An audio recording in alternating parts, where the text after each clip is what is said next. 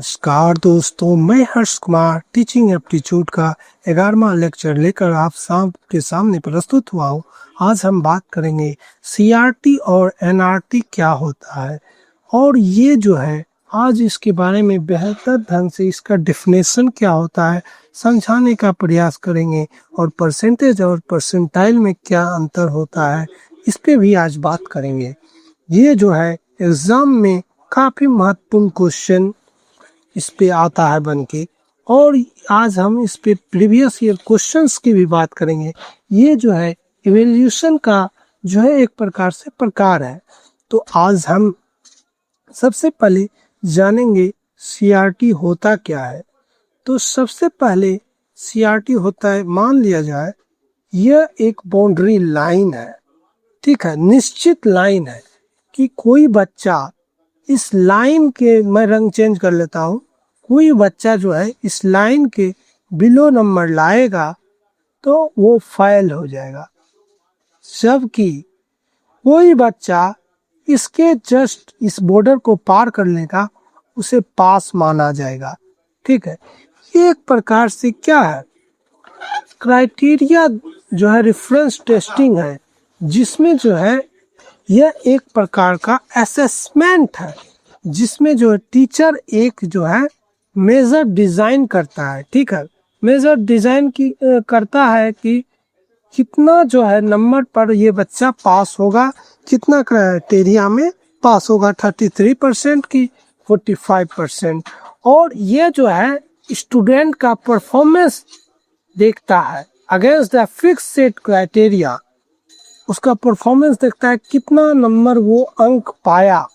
इस आधार पर जो है सीआरटी काम करता है, टेस्टिंग। चलिए आज हम इसके कुछ डेफिनेशन के बारे डेफिनेशन बता दूं।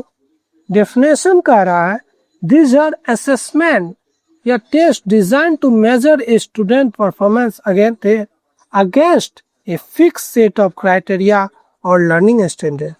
यह एक प्रकार का असेसमेंट है, टेस्ट डिजाइन किया जाता है जो स्टूडेंट का परफॉर्मेंस को मेजर करता है, फिक्स सेट ऑफ क्राइटेरिया जो फिक्स सेट कर लिया जाता है।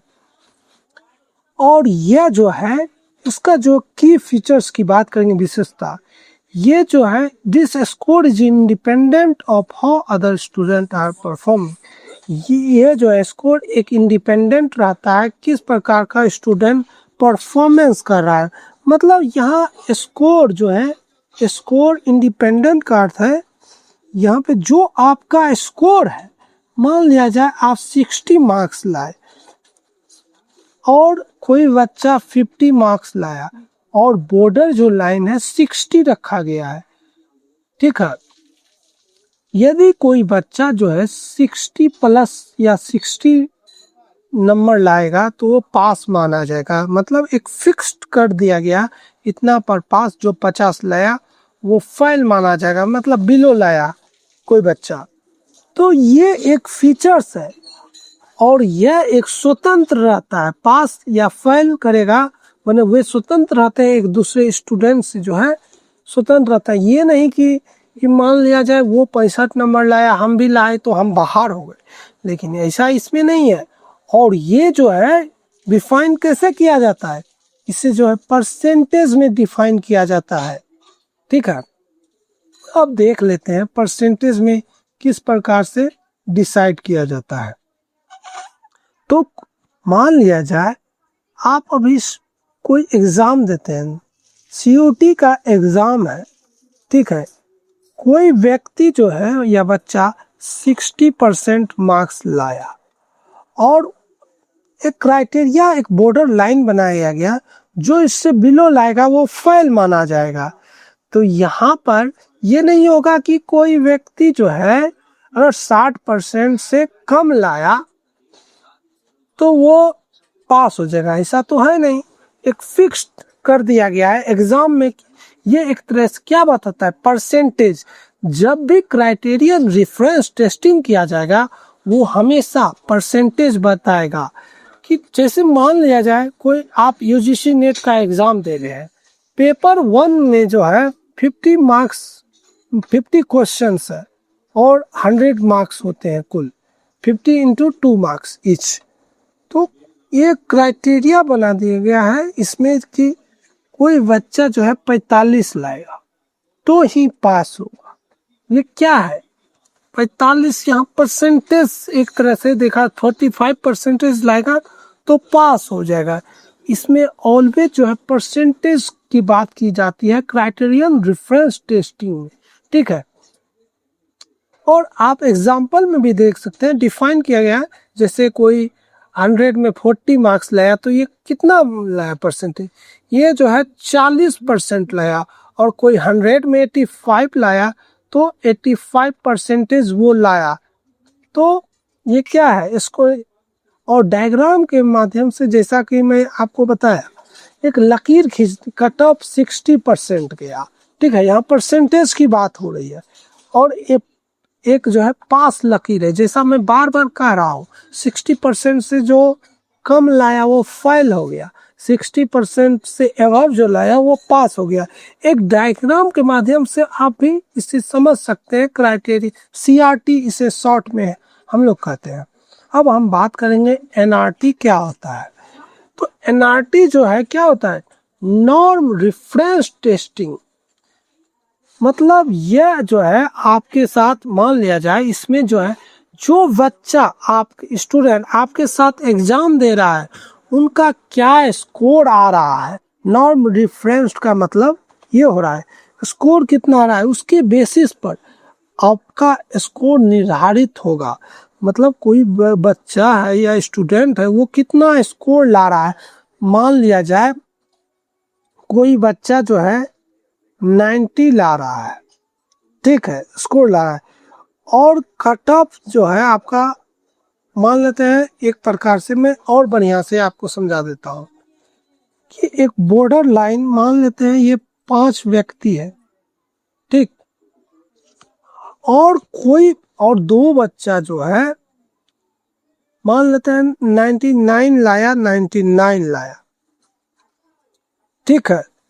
अब इसमें ये चेक किया जाएगा कि आखिर, और जैसा कि आप देख पा रहे हैं ये 5 स्टूडेंट की मैं बात कर रहा था। तो 5 जब लोग हैं, कोई ये जो है 100 परसेंटाइल लाया, इसमें जो है नॉन रेफरेंस टेस्टिंग में परसेंटाइल की बात होती है। मतलब कोई बच्चा जो है 100 परसेंटाइल लाया, इसका ये मतलब नहीं है वो 100% लाया, इसका ये मतलब है कि वो जो है कितने बच्चों को पीछे छोड़ा अपने से, ये बताता है परसेंटाइल। मान लिया जाए ये बच्चा जो है 100 परसेंटाइल लाया, ये 99 परसेंटाइल लाया, तो ये क्या शो कर रहा है, 100 जो परसेंटाइल लाया वो, इसका मतलब है जितने भी छात्र एग्जाम दिए उनसे जो है वो आगे है इतना से, इतने बच्चों से।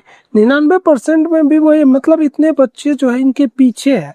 एक प्रकार से ये क्या है, इसमें जो है स्किल बताया जाता है। नॉर्म रेफरेंस जो टेस्टिंग जो है आपका स्कोर का निर्धारण करता है, आपका नॉलेज और स्किल को बताता है, ठीक। और जैसा कि आपको मैं बता रहा हूँ 5 स्टूडेंट है तो 100 परसेंटाइल लाया, मतलब ये जो है इतने बच्चों को पीछे छोड़ा, इसमें परसेंटाइल माना जाता है। और जो है अब इसका डेफिनेशन भी देख लेते हैं क्या है। Norm reference testing compares student knowledge skill to knowledge और skill of a norm group. Norm मतलब होता है मानक, मतलब कह रहा है नॉर्म रेफरेंस टेस्टिंग जो है कंपेयर करता है स्टूडेंट के नॉलेज को, उसके ज्ञान को देखता है और उसके स्किल को, तब नॉर्म ग्रुप बनाता है, एक मानक रहता है। इतना जो है पर इतने बच्चों को वो पीछे छोड़ दिया। आपने देखा होगा UGC नेट का जब रिजल्ट आता है तो उसमें भी देखिएगा परसेंटाइल दिया रहता है। तो परसेंटाइल जो दिया रहता है ये क्या है, आप इतने बच्चों से आगे हैं और इतने बच्चों को पीछे छोड़ दिए हैं। और this is determined by comparing score against the performance result और selected group of test taker.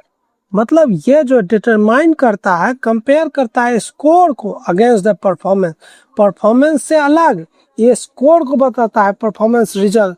जैसा जो कंपटीशन का एग्जाम आप लोग देते हैं तो इसमें परसेंटाइल दिखाता है, मतलब इतने बच्चों को जो है आप पीछे छोड़ चुके हैं।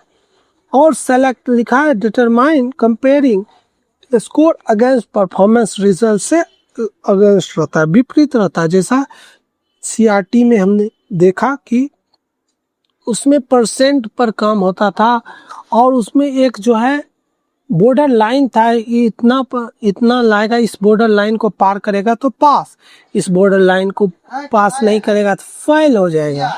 तो और क्या है, अब देखिए उदाहरण के तौर पर मैं आपको बता दूं कि जैसे कोई बच्चा, जैसा मैं बोला 100 परसेंटाइल लाया, वो रैंक 1 लाया तो वो टॉपर बन गया। अब ये नहीं है, एक तरह से देखा जाए, मान लेते हैं ये नहीं पता है कितना वो अंक से आगे, मान लेना जाए कोई बच्चा 0 नंबर लाया और बाकी माइनस में लाया, तो ये क्या है, उसका 100 परसेंटाइल कहलाएगा। लेकिन क्या आप सही तौर पर कह सकते हैं इसके पास भी वो उस तरह का स्किल है? नहीं कह सकते हैं। आप इस जो है प्रोफिशिएंट कट स्कोर देख सकते हैं और हमेशा इसको मेजर किया जाता है परसेंटाइल को। नॉर्म रेफरेंस टेस्टिंग को हमेशा जो है परसेंटाइल में किया जाता है डिफाइन।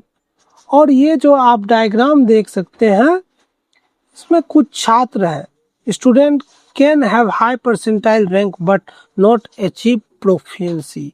मतलब बच्चा जो है अच्छा खासा ला रहा है लेकिन वह अचीव नहीं कर पा रहा है, प्रोफिशिएंसी पार नहीं कर पाया है। देखिए 97 परसेंटाइल बिलो प्रोफिशिएंट, मतलब 97% बच्चों को पीछे छोड़ दिया। इसी ये जो है जो कंपटीशन रहता है 95, 96, 97 से 100 परसेंटाइल के बीच, अगर इतना आपका स्कोर आ रहा है तो आप अच्छा ग्रोथ कर रहे हैं, आपकी संभावना जीआरएफ की ज़्यादा रह जाएगी। ठीक, अब देखते हैं कुछ प्रश्न देख लेते हैं जो पहले पूछा जा चुका है, अब उसी पर हम आधारित प्रश्न बता रहे हैं। जैसा एक स्टेटमेंट बेस्ड क्वेश्चन दिया है, ये जो है क्वेश्चन 3 दिसंबर 2021 के एग्जाम में पूछा जा चुका है। स्टेटमेंट करा in norm reference testing of student test data help us determine a student place और रैंक। क्या नॉर्म जो रेफरेंस एनआरटी जो पढ़े हम लोग, क्या ये स्टूडेंट का जो है नॉर्म रेफरेंस जो टेस्टिंग जो है ये मदद करता है डिटरमाइन करने स्टूडेंट का प्लेस और रैंक? हाँ, ये करता है, क्योंकि इसमें एक तरह से देखा जाए नॉर्म रेफरेंस्ड में इसमें परसेंटाइल के माध्यम से बताता है इतने बच्चे जो है परसेंटाइल है, इतने बच्चों को पीछे छोड़ा। इसमें नंबर नहीं माने, इसमें परसेंटाइल देखा जाता है कितने बच्चों को आप पीछे। ये तो स्टेटमेंट सही है लग रहा है। अब दूसरा स्टेटमेंट हम लोग देख लेते हैं क्या है। इन क्राइटेरियन सीआरटी रेफरेंस टेस्टिंग मतलब the data tells us about student level of proficiency. ये बताता है स्टूडेंट का जो डाटा बताता है किस लेवल पर है उसका प्रोफिशिएंसी, किस प्रकार का स्कोर वो कर रहा है, पास कर रहा है या फेल कर रहा है। इसमें निश्चित नहीं है कि आप क्या कहते हैं इतना बच्चों को पीछे छोड़े तो भी आप आगे नहीं आए। जबकि एनआरटी में होता था, मान लिया जाए कोई 100 परसेंटाइल लाया, उसको जितने बच्चों को पीछे छोड़ा, ठीक है, वो 1 परसेंटाइल मतलब 4-5 बच्चा, किसी को 100 परसेंटाइल लाया, कोई 99 परसेंटाइल लाया, कोई 97 परसेंटाइल लाया। अब किसी 2 को सेलेक्ट करना है तो इसमें जो है ऊपर से ही चुन लिया जाएगा 2 का। तो ये नहीं, इसमें जो है पूरा बॉर्डर लाइन जैसा हम जो है सीआरटी में पढ़ रहे थे, बॉर्डर लाइन में रखेंगे, पास करेंगे फेल। यहाँ भी उसके अपोजिट है, आप अच्छे मार्क्स ला के भी पीछे रह सकते हैं। अगर इसमें जो है कट ऑफ आता है, जैसे कट ऑफ में 97 परसेंटाइल वाले भी नहीं होगा, ऊपर से लिया जाएगा, मान लो 2 ऐसी तो ऊपर से 2 को ले लिया जाएगा। तो इस प्रकार से देख सकते हैं ये दोनों स्टेटमेंट बिल्कुल सही है। अब हम दूसरे प्रश्न की तरफ बढ़ जाएंगे। ये दूसरा प्रश्न क्या रहा है, कह रहा है When the test data tell us about student level of proficiency in defined area, the procedure of evaluation called क्या? मतलब जब जो टेस्ट डाटा टेल बताता है स्टूडेंट का लेवल किस लेवल पर है, उसका प्रोफेंसी डिफाइंड एरिया बताता है कि हाँ इस एरिया बॉर्डर लाइन को पार कर गया और या नीचे रह गया, ये वैल्यूएशन मूल्यांकन में मदद करता है। तो इसे क्या कहते हैं? तो इसे जो है फॉर्मेटिव इवैल्यूएशन कहते हैं। नहीं, हमने पढ़ा था फॉर्मेटिव इवैल्यूएशन में क्या पढ़ा था, ये जांच का आखिर लर्नर कितना सीखा ये बताता है, टेस्ट के माध्यम से, क्विज के माध्यम से, डिस्कशन के माध्यम, ऐसा हम लोगों ने पिछले वीडियो में पढ़ा था ना। अब देखिए दूसरा ऑप्शन दिया है समेटिव इवैल्यूएशन, जिसे जो है इम्पैक्ट इवैल्यूएशन भी कहते हैं। जैसा मैंने पिछले वीडियो में आपको बताया, ये जो है लर्नर का आखिरी पीरियड रहता है जब सेमेस्टर एग्जाम होता है, बोर्ड एग्जाम होता है। तो ये भी बिल्कुल बात गलत है। अब देखिए थर्ड आ गया नॉर्म रेफरेंस टेस्टिंग, एनआरटी। और एनआरटी में हम लोग जो है परसेंटाइल के माध्यम से देखें और उसमें नॉलेज स्किल को देखा जाता है, डिटरमाइन किया जाता है। तो यहाँ क्या दिया है, test data tell us about level of proficiency. यहाँ गौर करिएगा, लेवल ऑफ प्रोफेंसी की ये बात कर रहा है।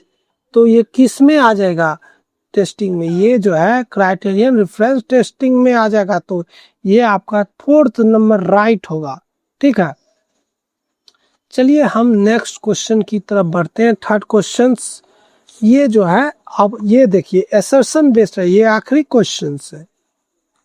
असर्शन में दिया है to ensure successful teaching learning system, both NRT and criterion reference testing procedure for interpretation of score have synthesized।